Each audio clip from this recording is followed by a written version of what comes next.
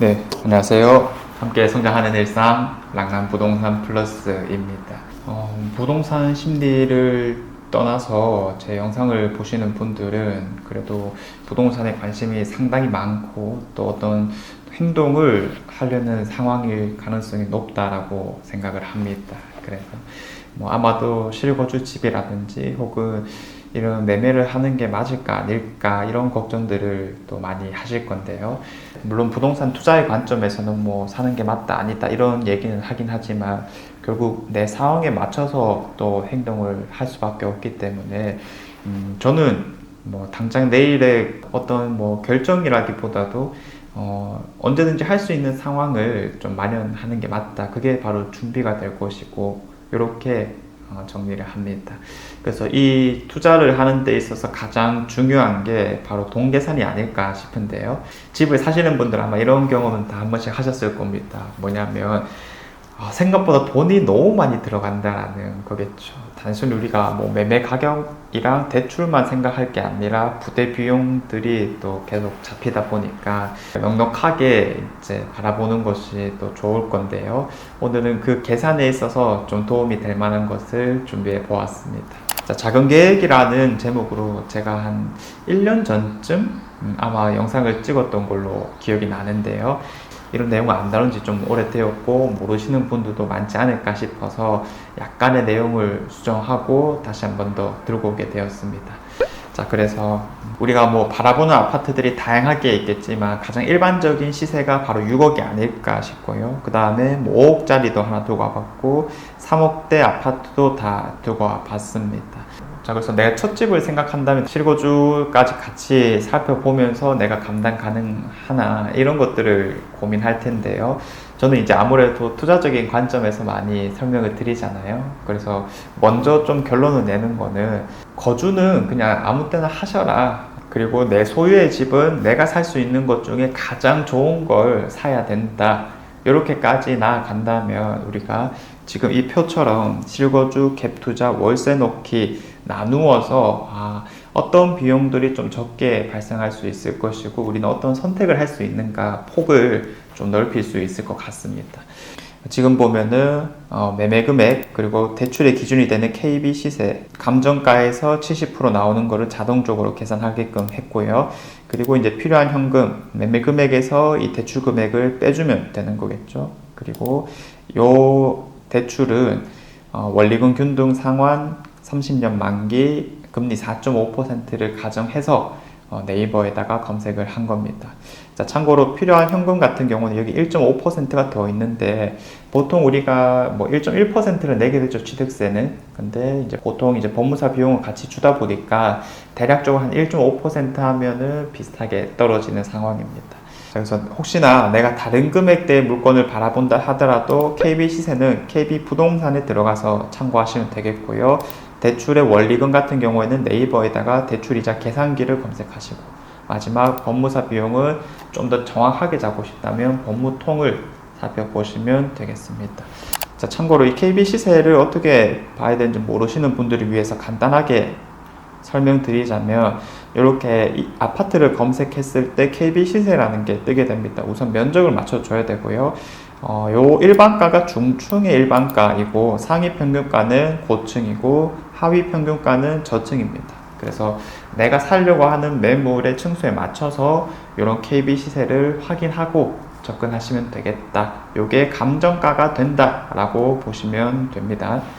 자, 그래서 내가 직접 들어가는 경우에는 현금이 2억 정도 수준이 필요하고 우리가 복비나 이런 것들 더 주게 되면은 한 2억 500 정도 수준까지도 넉넉하게 생각해야 될 거고요. 자, 그 다음에 이제 월 부담금은 이 원리금이 얼마 나오느냐입니다. 그럼 보통 이제 고려하는 게 정말 내가 투자 가치를 살리기 위해서 현금이 적게 들어가는 방향성이나 혹은 월 부담이 좀 적게 되는 것을 고려하고 있다라고 하시면 이 갭 투자나 월세 놓기도 같이 살펴봐야 되겠는데요.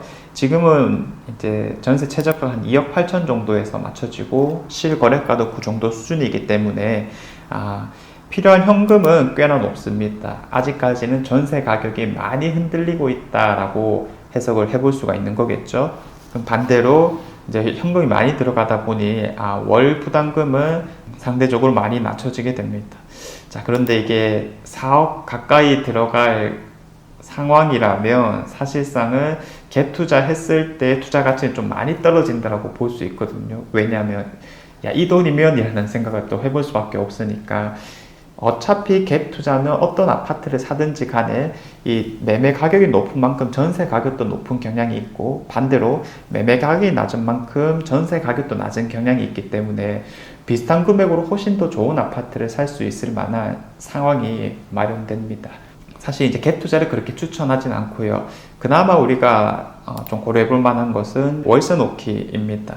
그래서 월세는 3천에 120 정도인데 대출을 많이 받고 우리가 월세를 놓게 된다면 필요한 현금이 살짝은 차이가 나는 상황이고, 특히나 월 부담금이 이제 월에 한 70만 원 정도씩 차이가 납니다. 이거 왜 그러냐면 우리가 결국 이제 월세를 놓는다라는 것은 이런 신축급에 들어가서 사는 걸 포기하는 대신에 구축급에서 한 25평짜리 수리 잘 된 게 한 70만 원 정도면 충분히 살 수 있거든요.